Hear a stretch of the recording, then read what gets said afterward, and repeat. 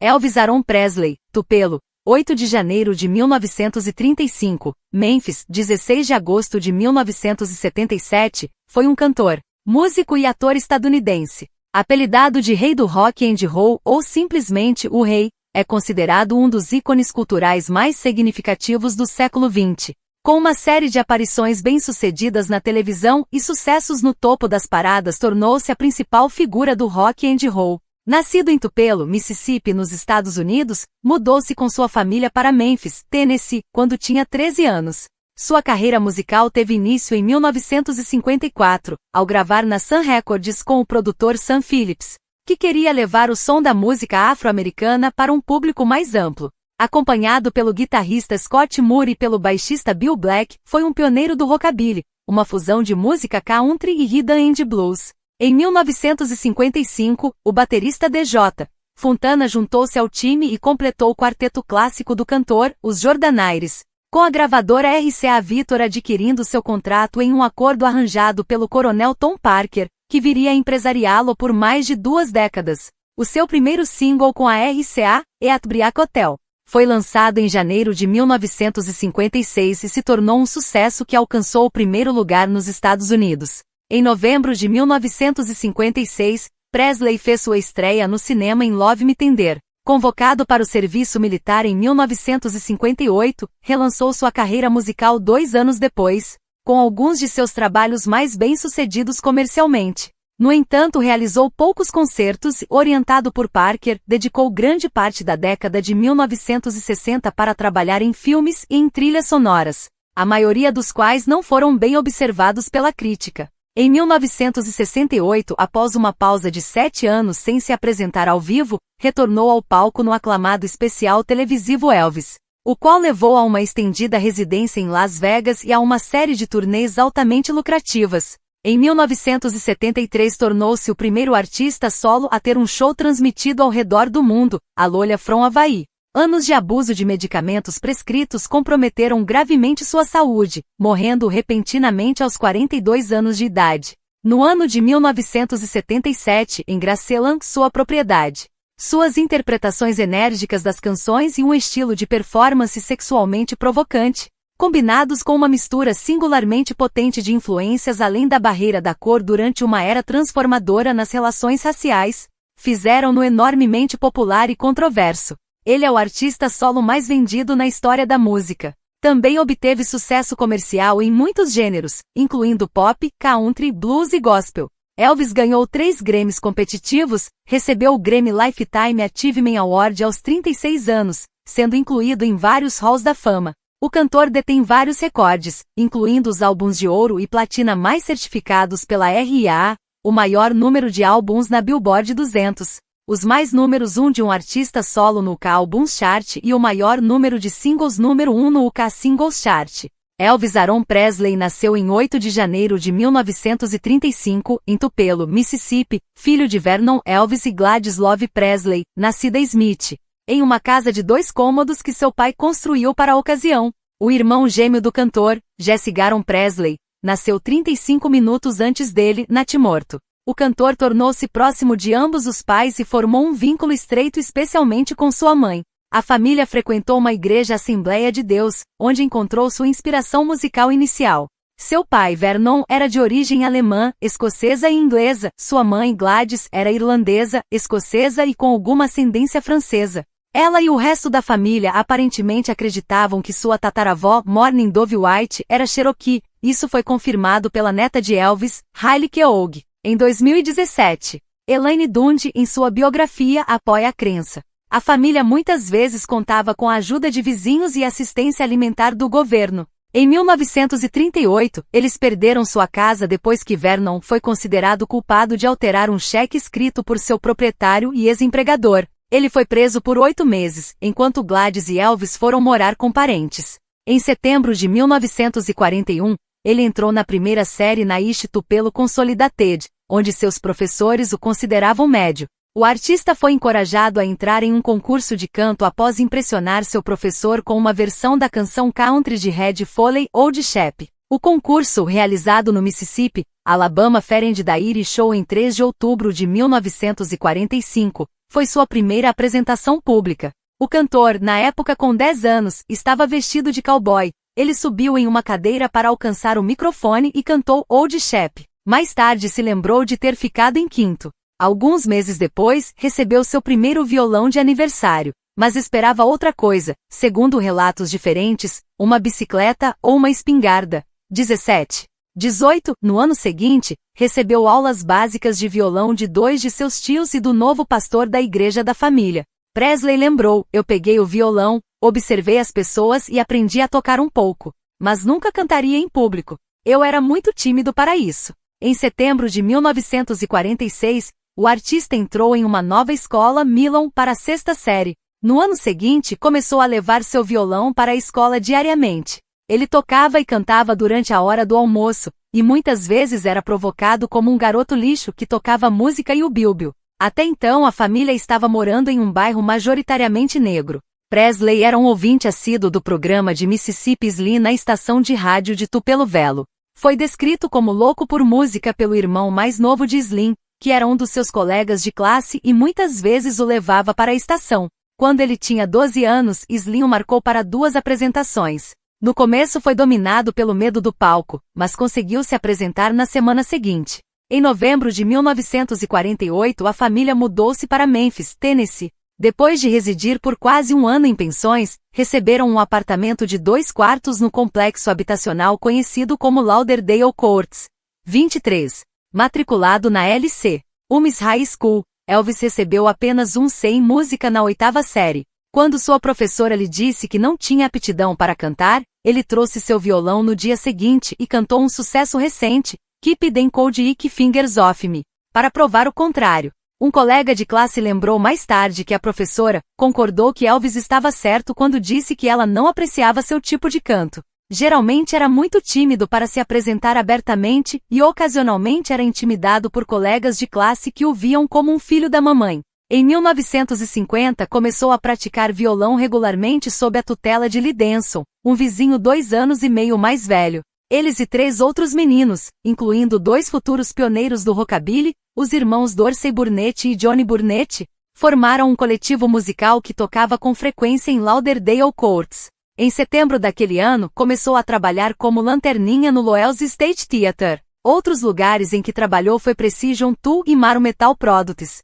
Durante seu primeiro ano, começou a se destacar mais entre seus colegas, em grande parte devido à sua aparência. Deixou crescer as costeletas e penteou o cabelo com óleo de rosa e vaselina. No tempo livre, o cantor ia até a Beale Street e olhava ansiosamente para as roupas extravagantes e chamativas nas vitrines da Lansky Brothers. Em seu último ano, estava vestindo essas roupas. Superando a reticência em se apresentar fora de Lauderdale Courts, competiu no show anual, Minstrel, da Umis School em abril de 1953. Cantando e tocando guitarra, o artista abriu com Till I Waltz Again With You, um sucesso recente de Teresa Brever. Presley lembrou que a performance fez muito por sua reputação. Eu não era popular na escola, eu falhei na música, única coisa que falhei. E então eles me inscreveram neste show de talentos. Quando eu subi no palco eu ouvi as pessoas meio que murmuravam e sussurravam e assim por diante, porque ninguém sabia que eu cantava. Foi incrível como me tornei popular na escola depois disso. Presley, que não recebeu nenhum treinamento formal de música e não sabia ler música, estudou e tocou por ouvido. O cantor também frequentava lojas de discos que forneciam jukeboxes e cabines de escuta aos clientes. Conhecia todas as canções de Hank Snow e adorava discos de outros cantores country como Roy Acuff, Ernest Tubb, Ted Daffan, Jimmy Rogers, Jimmy Davis e Bob Wills. O cantor gospel Jake Hayes, um de seus artistas favoritos, foi uma influência significativa em seu estilo de cantar baladas. Era um membro regular da audiência no All Night Singings no centro da cidade, onde muitos dos grupos gospel brancos que se apresentavam no local refletiam a influência da música espiritual afro-americana. Ele adorava músicas da cantora gospel Sister Rosetta Tarpe. B.B. King lembrou que o conheceu antes de ser popular quando ambos costumavam frequentar a Beale Street. Quando se formou no colegial em junho de 1953, já havia escolhido a música como seu futuro. Em agosto de 1953, Presley deu entrada nos escritórios da Sun Records, onde pretendia pagar por alguns minutos de estúdio para gravar um disco de acetato de 2 lados, My Happiness e That's When Your Artaxes Begin. Mais tarde, alegou que pretendia presentear o aniversário de sua mãe, ou que estava apenas interessado em como ele soava. Embora houvesse um serviço de gravação amador muito mais barato em uma loja próxima. O biógrafo Peter Guralnick argumentou que escolheu a Sun na esperança de ser descoberto. Perguntado pela recepcionista Marion Keisker que tipo de cantor ele era, Presley respondeu: "Eu canto todos os tipos."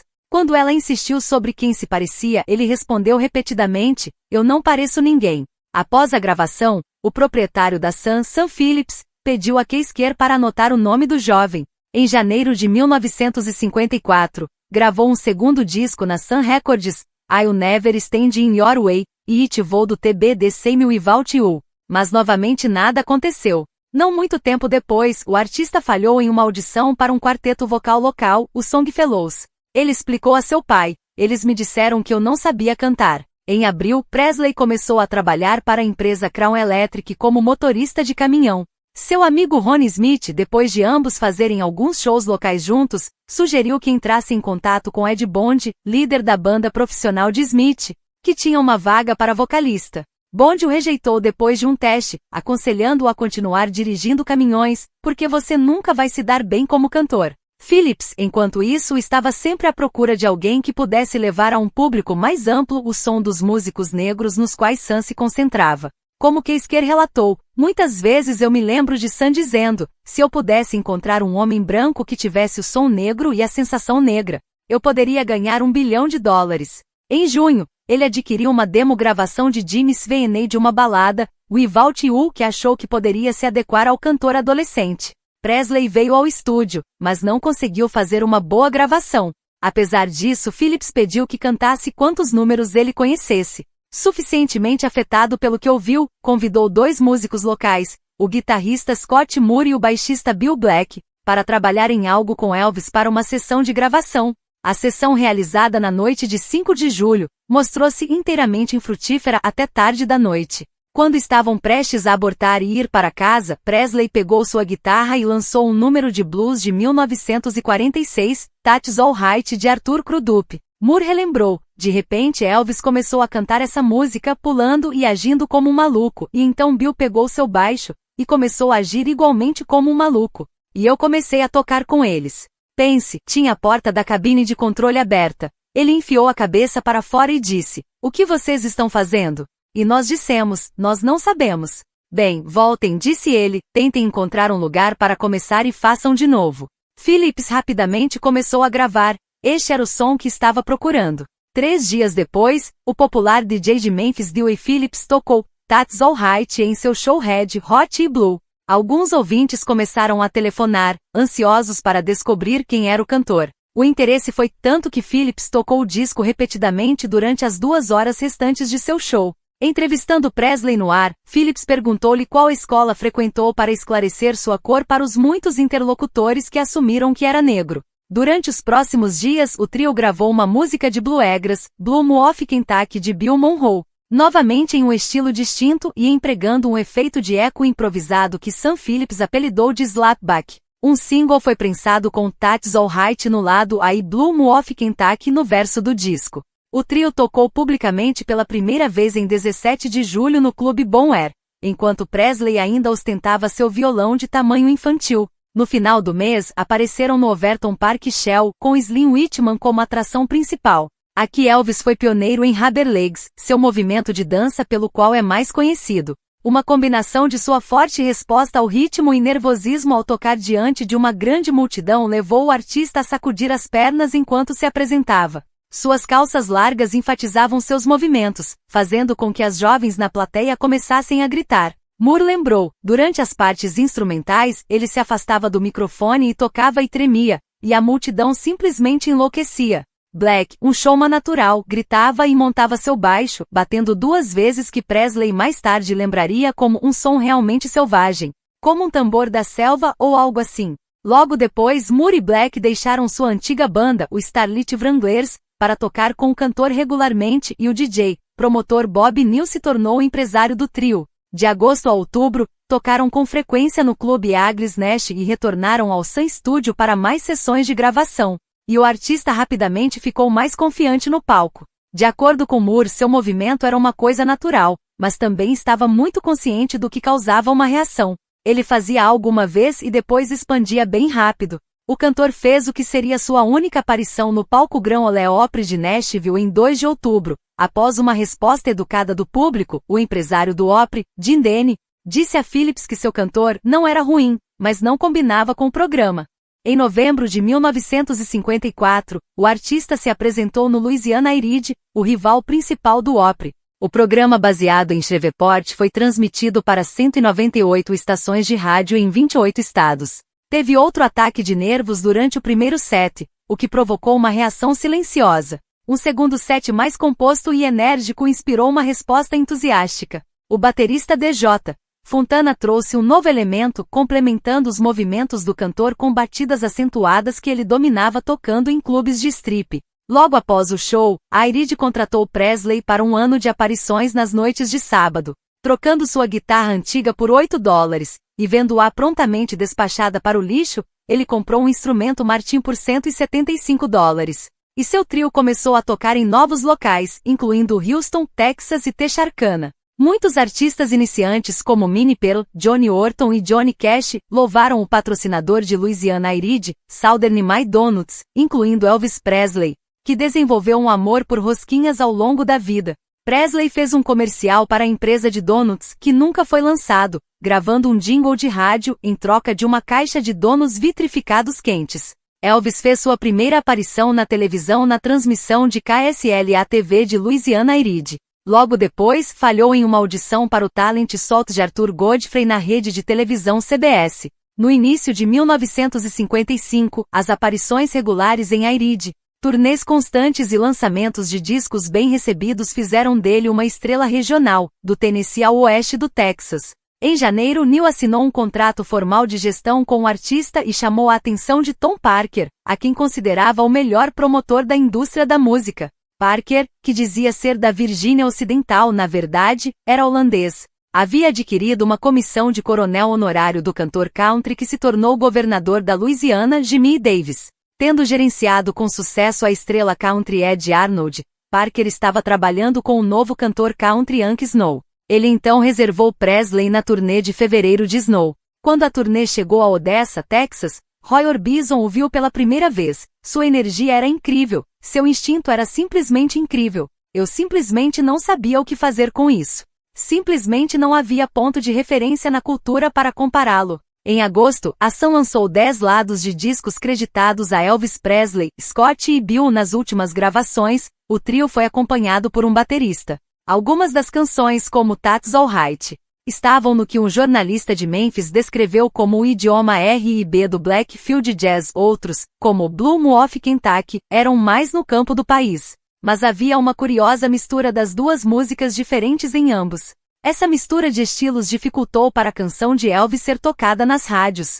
De acordo com Neil, muitos disc-jockeys de música country não tocariam porque soava muito como um artista negro e nenhuma das estações de rhythm and blues o tocaria porque soava muito como um Bilbil. A mistura veio a ser conhecida como rockabilly. Na época, o cantor foi anunciado como The King of Western Bop, The Bilbil Cat e The Memphis Flash. Elvis renovou o contrato de gestão de Neil em agosto de 1955, nomeando simultaneamente Parker como seu conselheiro especial. O grupo manteve uma extensa agenda de turnês durante a segunda metade do ano. Neil lembrou, foi quase assustador a reação que veio a Elvis dos garotos adolescentes. Muitos deles, por algum tipo de ciúme, praticamente o odiariam. Houve ocasiões em algumas cidades do Texas que precisávamos de uma guarda policial porque alguém sempre tentaria fazer algo a ele. Formariam um grupo e tentariam assaltá-lo ou algo assim. O trio se tornou um quarteto quando o baterista do Iride, Fontana, se juntou como membro permanente. Em meados de outubro fizeram alguns shows em apoio a Bill Haley, cuja faixa Rock Around the Clock havia sido um hit número 1 no ano anterior.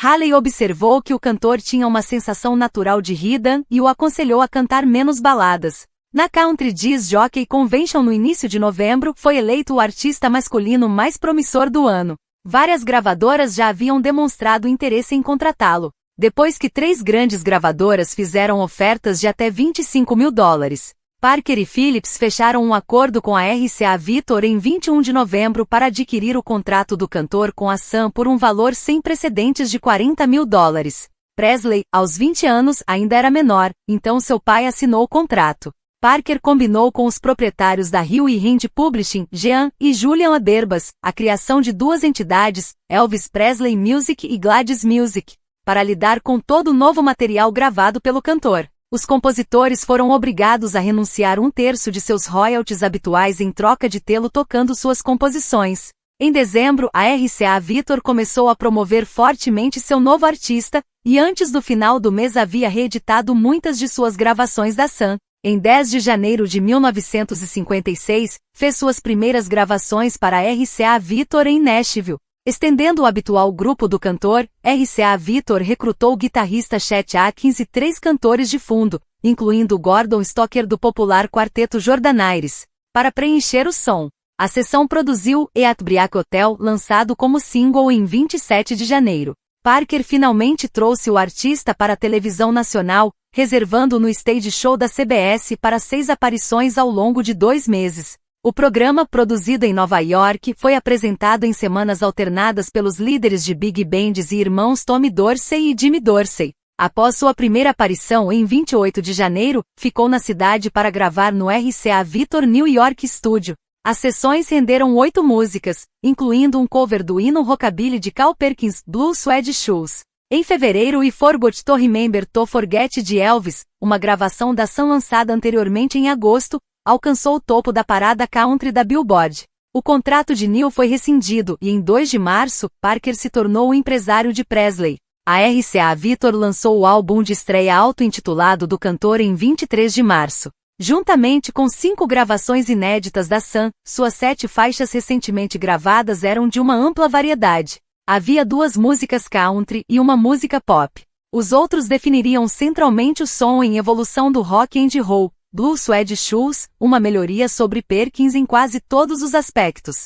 Segundo o crítico Robert Wilbur, e 3 números de R&B que fizeram parte do seu repertório de palco por algum tempo, covers de Little Richard, Ray Charles e The Drifters. Conforme descrito por Wilbur, estes foram os mais reveladores de todos.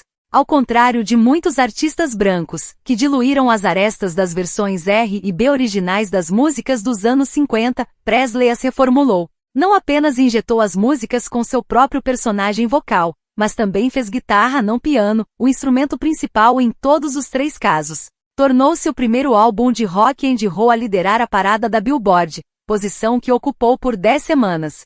Embora não fosse um guitarrista inovador como Moore ou os roqueiros afro-americanos contemporâneos Bo Diddley e Chunky Berry, o historiador cultural Gilbert B. Rodman argumentou que a imagem da capa do álbum, de Elvis tendo o melhor momento de sua vida no palco com um violão na mão. As mãos desempenharam um papel crucial no posicionamento do violão, como o instrumento que melhor captou o estilo e o espírito desta nova música. Em 3 de abril, fez a primeira de 2 aparições no Milton Berle Show da NBC. Sua apresentação no convés do USS Hancock em San Diego, Califórnia, provocou aplausos e gritos de uma plateia de marinheiros e seus acompanhantes. Alguns dias depois, um voo levando o cantor e sua banda para Nashville para uma sessão de gravação deixou os 3 muito abalados quando o motor morreu e o avião quase caiu sobre o Arkansas. 12 semanas após seu lançamento original, "E at Briac Hotel" se tornou o primeiro hit pop número 1 de Presley. No final de abril, ele começou uma residência de 2 semanas no New Frontier Hotel and Casino na Las Vegas Strip. Os shows foram mal recebidos pelos hóspedes conservadores de meia-idade do hotel, como uma jarra de licor de milho em uma festa de champanhe, escreveu um crítico para Newsweek. Em Las Vegas, Presley, que tinha sérias ambições de atuação, assinou um contrato de 7 anos com a Paramount Pictures. Em meados de maio, começou uma turnê pelo Centro-Oeste, passando por 15 cidades em tantos dias. Já havia assistido a vários shows de Fred Bell and the Bell Boys em Vegas e ficou impressionado com o cover de On Dog, um sucesso em 1953 para a cantora de blues Big Mama Thornton, pelos compositores Jerry Leiber e Mike Sotoler. Depois de um show em La Crosse, Wisconsin, uma mensagem urgente no papel timbrado do jornal da Diocese Católica local foi enviada ao diretor do FBIJ, Edgar Hoover. Ele advertiu que Elvis é um perigo definitivo para a segurança dos Estados Unidos.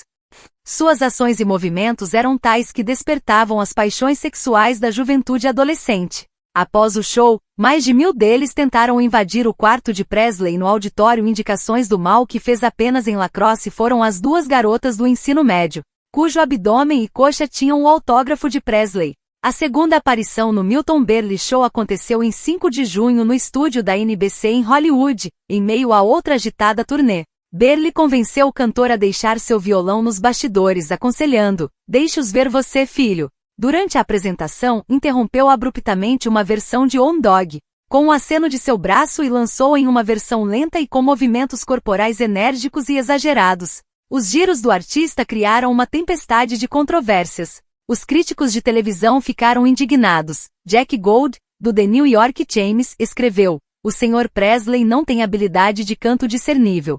Seu fraseado, se pode ser chamado assim, consiste nas variações estereotipadas que acompanham a área de um iniciante em uma banheira. Sua única especialidade é o movimento acentuado do corpo, identificado principalmente com o repertório das loiras bombásticas da passarela burlesca." Ben Gross, do New York Daily News, opinou que a música popular atingiu suas profundezas mais baixas nas travessuras de grunhidos e virilhas de um certo Elvis Presley. Elvis, que gira sua pelvis, deu uma exposição que foi sugestiva e vulgar, tingida com o tipo de animalismo que deve ser confinado a mergulhos e bordéis. Ed Sullivan, cujo próprio programa de variedades era o mais popular do país, o declarou impróprio para assistir em família.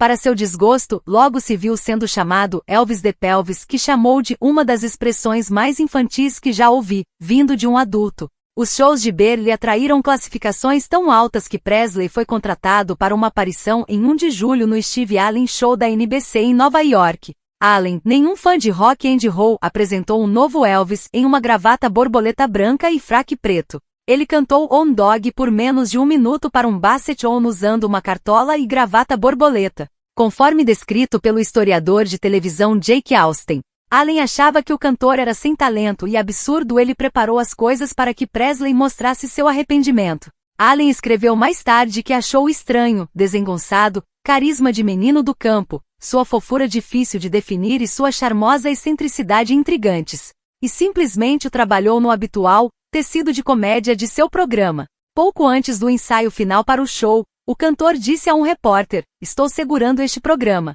Não quero fazer nada para que as pessoas não gostem de mim. Acho que a TV é importante, então vou junto, mas não poderei dar o tipo de show que faço em uma aparição pessoal." O artista se referiria ao programa de Allen como a performance mais ridícula de sua carreira.